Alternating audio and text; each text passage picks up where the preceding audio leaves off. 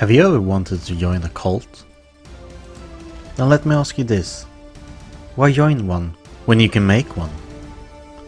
And with that I say, hello everyone! So I have joined the Cult of the Lamb train, and I wanted to share my first experience with you. And I can say, after just scratching the surface of this game, it holds more than you think. You start out as a powerless lamb, walking towards being sacrificed. But then, just as the axe touches the neck, he wakes up in a different place. Not knowing where he is, he starts to wander. And he wanders up to another god. This god offers powers in exchange for you making a cult, which you, of course, agree to. He bestows upon you a second chance in life, and part of his power, which you can slaughter your enemies with. Now, if I were to describe this game, I would say that Hades and the Binding of Isaac had a love child. Then that love child had another love child with, let's say, Dungeon Keeper. And that second love child is Cult of the Lamb. So in short, what this game is about is that you are this lamb that got sacrificed, got another chance by another god. Then you start a cult.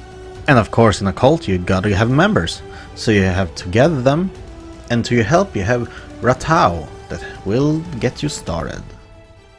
And apparently Ratau used to be the vessel of this god that you are now. And he is still worshipping this deity.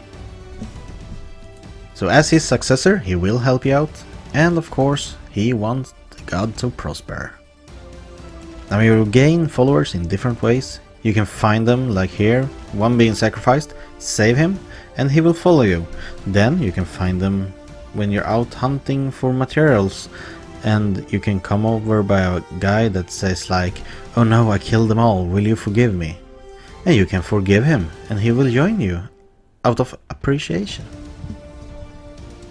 And when you head back to your cult's home base, you can start talk to the new recruits in the summoning circle. Here you can decide their name, their form. Like this follower that's a reindeer, I will remake him into a Cthulhu. And as you play you will find more appearances. You will find them just laying around on the map, or as you gain a follower you will unlock that form, if you didn't have that form before. You can also change the color of the follower, as well as checking the traits of the follower in this menu, because every follower has traits between 2 and 3 as far as I know. Then again, I only scratched the surface of this game, so there might come a time in this game where they have 4 or 5 traits. We will see further in the game. When it comes to the difficulty of the game, it will give you the option to choose between 4 of them. It will be easy, medium, hard and extra hard. There are also minigames present in the game, like Knucklebones. You need to get higher score than Ratau.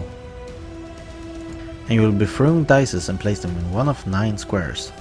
And you will try to get as much points as possible. If you place 2 of the same in a row, they will gain extra points. If you get 3 of them in the same row, they will gain a lot of points, 3 times the points. So that's what you want to do. But beware, because if you have a 4 on the same place where he puts a 4, then you will lose that number. And just like he now have 2 5s in his column, and I get a 5 and I put it in that column as well, he loses both his 5s because of that. Now you play this minigame to get a few golden coins. You stake 10 coins, he will stake 10 coins, and you win the whole pot of 20 coins. Which means you gain 10 coins. And coins can be gained by killing enemies, looting chests, or like me, finding a treasure room. Now followers is of course a big part of this game. You need to give them shelter, you need to feed them, you need to keep them happy. And in return they give you faith. Faith gives you power to upgrade. It also gives you the ability to unlock new buildings and things. Other ways to gain faith is by holding sermons or rituals, or just tell them to worship you outside of the temple. You can also steal faith from the other gods if you find one of their altars. Now, other than faith, the followers will sometimes give you a quest. Like Cthulhu here. He demanded that I gave our cult a name, so of course I named it Dragonic Worship, like I always do in my games. When I need to name a religion or something, I always pick that name. Just look how happy he got. Now of course I wasn't too happy that he forced me to name our cult. I mean, what's wrong with just calling us a cult? So I did the obvious thing. I sacrificed him. And I found it quite humorous that a Cthulhu himself got sacrificed in a way that tentacles came from the ground, dragging him down, squashing him. And gave me faith for it. But of course it was necessary because that made my little lamb a bit stronger.